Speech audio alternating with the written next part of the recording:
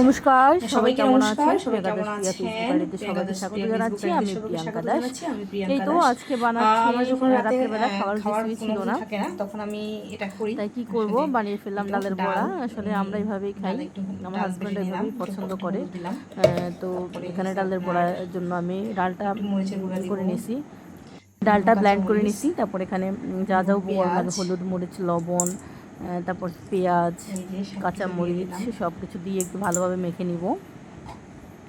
তারপর এই যে একদম অল্প সব তেলে কিছু ভেজে দিয়ে নিব। দিলাম, এই যে দেখেন কত সুন্দরভাবে মেখে নিয়েছি। দিয়ে এখন এবার মাখাবো। মেখে নেওয়ার পরে একদম অল্প তেল দিয়ে এটাকে ভেজে নিব। এই যে কারণ হচ্ছে আসলে আমরা রাতের বেলা আমরা হালকা খাবারই বেশি পছন্দ করি, আমরা হালকা খাবারই খাই সবসময় হালকা খাবার পছন্দ করি। মাঝে সাঝে হয়তো বা একটু একটু খাই। এই যে একটু দিয়ে দিচ্ছি, এই যে দিয়ে দিচ্ছি একটু একটু করে।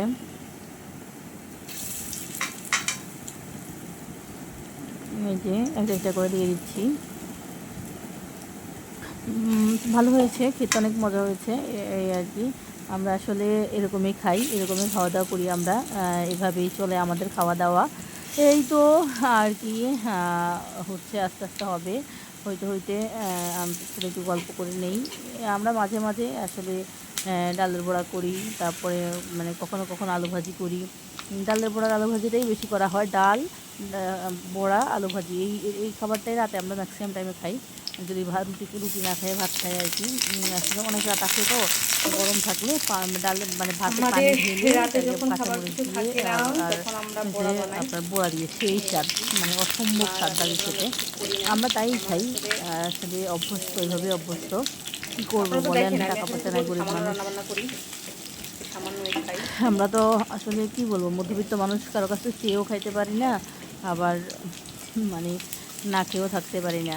এই আর কি, টেনে টুনে চলতে হয়, সব সময় টানাটানির ভিতরেই থাকি, এই আর কি।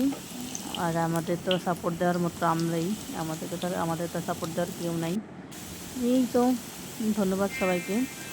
এই যে হচ্ছে, এই যে, আর আমি পরনির্ভরশীলতা একদম পছন্দ করি না। এটা আমার একদম ছোটোবেলা থেকে, আমি নিজের মা বাবা ভাই বোন ছাড়া মানে অন্য কারো কাছে কোনো কিছু আশাই করি না। মানুষ দেখি যে সুখে পায়ের ওপর পা তুলে ঘরে বসে থেকেই কী সুন্দর সব হয়ে যাচ্ছে। আর দেখেন আমরা সারাদিন কষ্ট করেও মানে কোনো ফল নাই, কিছুই হচ্ছে না।